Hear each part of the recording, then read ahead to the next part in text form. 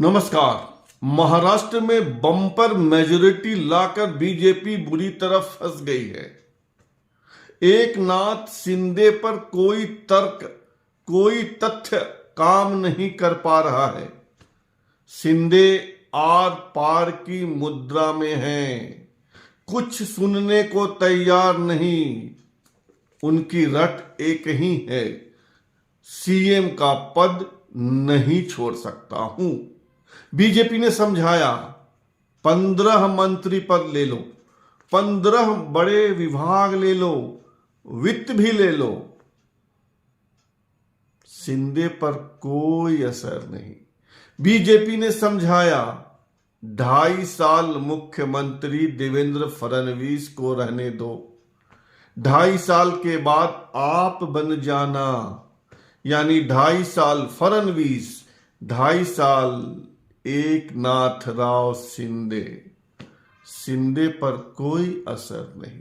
BJP ने कहा, समझो भारतीय जनता पार्टी 132 सीटों पर जीती है। छोटे छोटे सहयोगी दलों के 3 एमएलए हैं, यानी 135।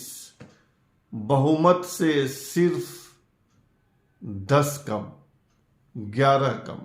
ऐसे में कैसे मना कर दे देवेंद्र फडणवीस को कि सीएम नहीं बनो।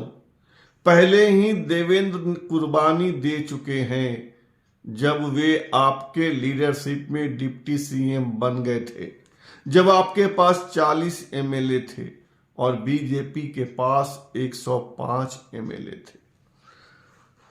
शिंदे पर कोई तर्क, कोई तथ्य नहीं काम कर रहा। उनका कहना है किसी कीमत पर सीएम बनूंगा।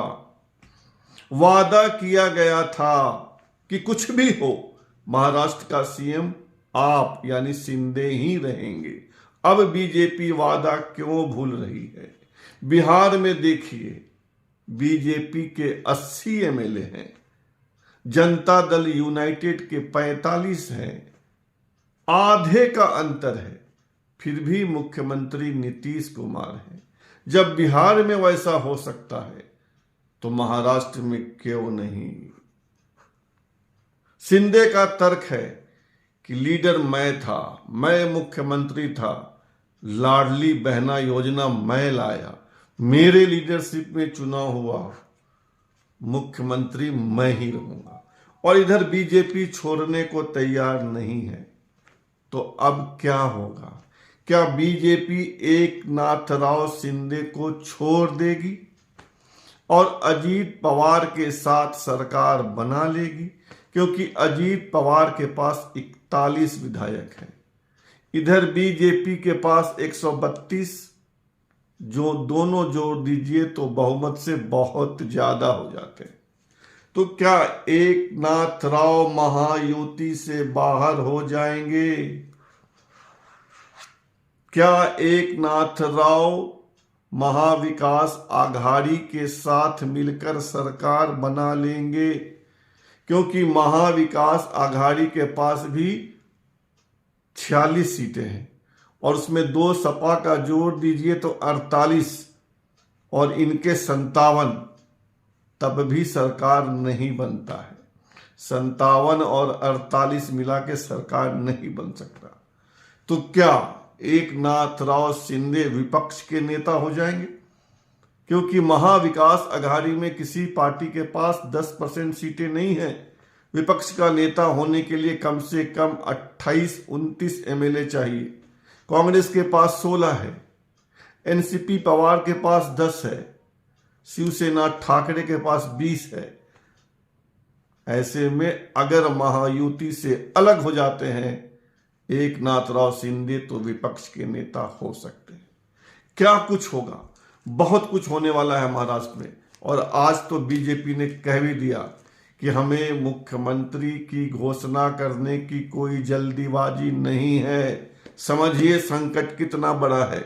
और सुनिए केंद्र में मंत्री और आरपीआई के नेता रामदास आठवले क्या कह रहे हैं मुख्यमंत्री के पद को लेकर। उनकी बात से ही आप समझ जाएंगे कि संकट कितना बड़ा है। सुनिए।